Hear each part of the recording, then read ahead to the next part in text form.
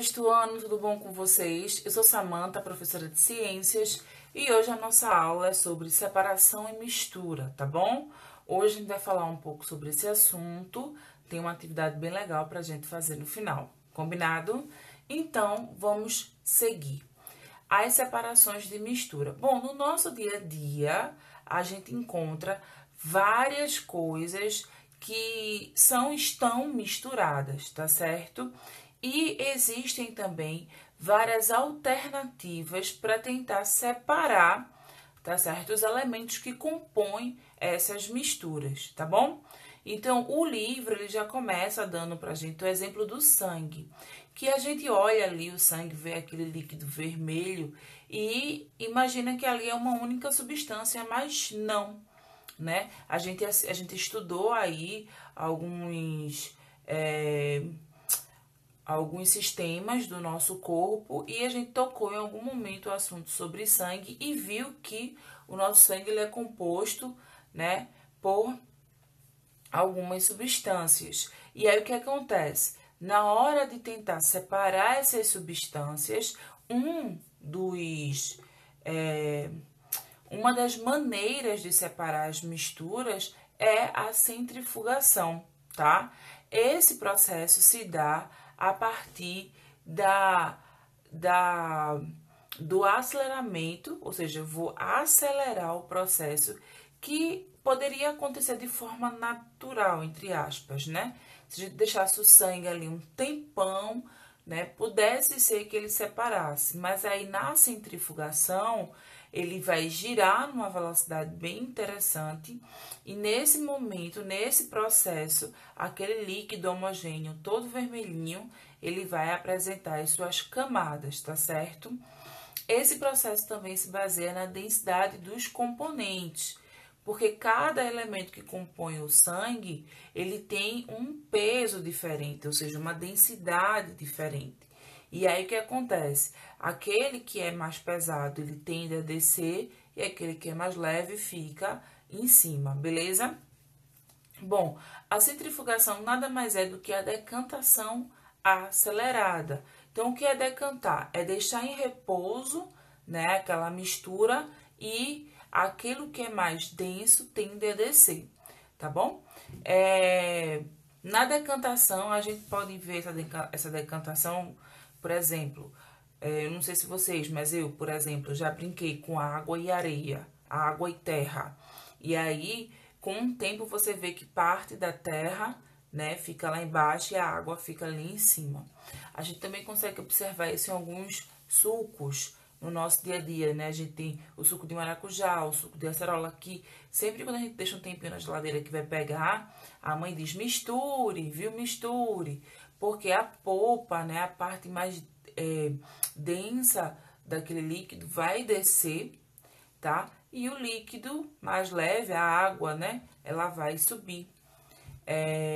Por isso que é interessante mexer o suco para poder torná-lo uma mistura homogênea e a gente tomar ele bem legal, beleza? Bom, com relação ao sangue, né, o que vai acontecer é uma centrífuga, né? Então, vai ter um motor que vai girar, tá? O sangue. E nesse movimento, você vai ter a separação dos componentes, tá certo? Como, né, na segunda imagem aí. Você vê as bolinhas todas misturadas, depois você vê as bolinhas, né, se localizando aí e se separando, tá bom?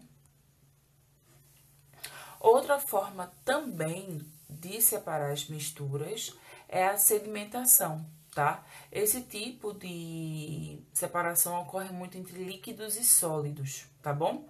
Então, o que acontece? Quando eu tenho líquidos e sólidos ali, né, na mistura e quero separá-los, então eu deixo em repouso e nesse repouso você vai ter a sedimentação, ou seja, os sedimentos vão descer e vão entrar em repouso, vão ficar ali no fundo, né, do recipiente e o líquido fica ali em cima, tá? Normalmente, quando eu preciso fazer uma separação ainda mais minuciosa, eu uso também a sifonação, tá? A sinfonação, deixa eu botar aqui, que aí, ó, em cima eu botei uma imagem da decantação, embaixo da sinfonação. A sinfonação, ela usa muito também a questão da diferença de pressão, tá? A diferença de pressão. Cada elemento aí sofre um tipo de pressão diferente, eles ficam realmente em desnível, você vê que tem um mais em cima, outro mais embaixo, e a pressão atmosférica, ela vai contribuir nesse processo. Ela não é a única, mas ela contribui.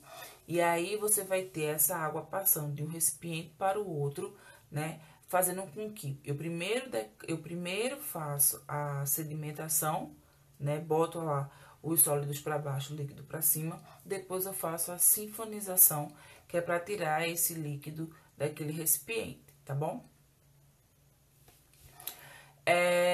Também tem o processo de decantação, só que esse processo de decantação, ele vai usar esse equipamento aí, que é um funil de decantação ou de separação, tá bom? E nesse funil, o que é que vai acontecer? Eu vou ter lá a mistura e a tendência desse funil é separar a água da mistura, tá? Até porque a água, ela normalmente se comporta de uma maneira mais pesada, ela tem mais densidade. E aí ela ocupa o espaço mais baixo e aquele funil, né, ele vai liberando. Nesse funil, a gente também vai ter, esse funil não, né, deixa eu ver o nome, o funil, perdão. Nesse funil, a gente também vai ter outra prática, que é a prática da filtração, tá? Quando a gente vai filtrar um determinado produto, a gente também está separando. E um exemplo muito bom, né, para a filtração é o café. Deixa eu mostrar aqui. O que é que vai acontecer?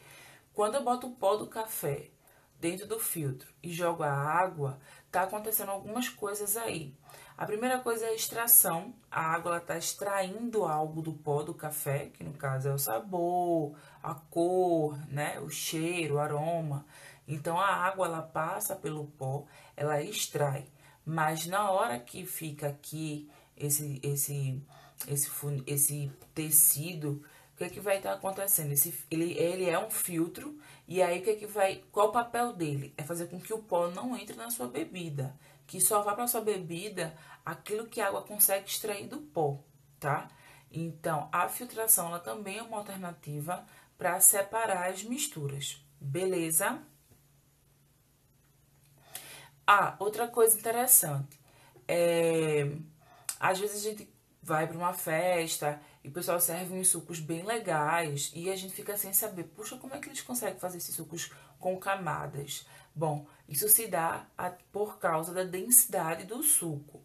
Se eu quero um suco com camadas, eu tenho que saber qual o mais denso, ou seja, qual o mais pesado, e esse fica embaixo, e aquele mais leve fica em cima. Claro que há uma técnica também de colocar no copo direitinho, a temperatura também ajuda, né? Você bota um, dá uma geladinha para ele ficar mais firme, coloca o outro para não misturar assim tão rápido. Outra coisa também que usa esse exemplo são aqueles óleos de banho, que é bifásico, trifásico, né? Que ele tem 2 ou 3 camadas. Eles também usam, né, o conceito da densidade. O óleo mais denso fica embaixo, os óleos mais leves ficam em cima. E por que devemos respirar pelo nariz, né? É muito importante que a gente respire pelo nariz e que a gente saiba o porquê disso. O nosso nariz, ele funciona também como um filtro para o ar, verdade. Esse ar que a gente respira, ele não é só oxigênio, né? Ele tem oxigênio, ele tem nitrogênio, tem gás carbônico, tem outros gases e também tem material em suspensão, poeira, e tudo isso, né, se entra para o nosso organismo, pode prejudicar. Então, respirando pelo nariz, a gente garante que parte dessas partículas suspensas no ar fiquem presas no nosso nariz, porque o nosso nariz, ele tem pelinhos, esses pelinhos vão ajudar a segurar esses materiais suspensos. Ele também tem mucosa, que faz com que parte desses materiais grudem, tá? E aí, o que acontece? o nosso nariz ele tem uma função muito importante de filtrar o ar. Ele também tem uma função muito importante de lubrificar esse ar, né, para que toda a entrada dele seja confortável, como também ele tem como função regular a temperatura desse ar, para que também a entrada desse ar no nosso organismo seja confortável. Então, o que acontece? É muito importante respirar pelo nariz para que a gente garanta, né, para que a gente possa garantir que o ar que está entrando para o nosso corpo tenha um pouco mais de qualidade, beleza? E vocês lembram que na unidade passada o livro falou sobre fazer bolo? Pois é, dentro da receita ele dizia que era importante peneirar, né? Peneirar os sólidos. E aí, para que peneirar, né, os sólidos? O chocolate em pó, o trigo, para que peneirar? Quando a gente faz a peneiração, ela também é um processo que ajuda a gente a separar, tá, partículas, elementos das misturas. No caso da peneiração, o que você vai separar é a questão do tamanho, do tamanho do grão, né? Quanto mais fina for a peneira, quanto mais a distância entre uma parte e outra for menor, você garante que o que está passando pela peneira seja algo mais fininho, tá? No caso do bolo, peneirar os sólidos ajuda a você ter uma mistura mais homogênea do bolo com os outros, né? No caso, mistura os sólidos com os outros elementos de uma maneira mais harmoniosa. Você garante também que não fique grominhos, não sei nem como é que fala, partículas maiores de trigo ou de chocolate que possa prejudicar, comprometer um pouco, né, a questão estética do teu bolo. E também pelo fato de estar bem fininho a massa, faz com que teu bolo consiga ganhar bastante ar e crescer, tá? No caso da separação de misturas, o que é que você pode ter? Se eu quero separar um elemento que eu sei que é bem fininho de um elemento que eu sei que é mais grossinho, então eu vou usar a peneiração para isso, porque aí na peneira vai sair o fininho e vai ficar retido aquele que tem um grão maior, ok? Pronto, vejam só, a gente viu, né, esses tipos de separação.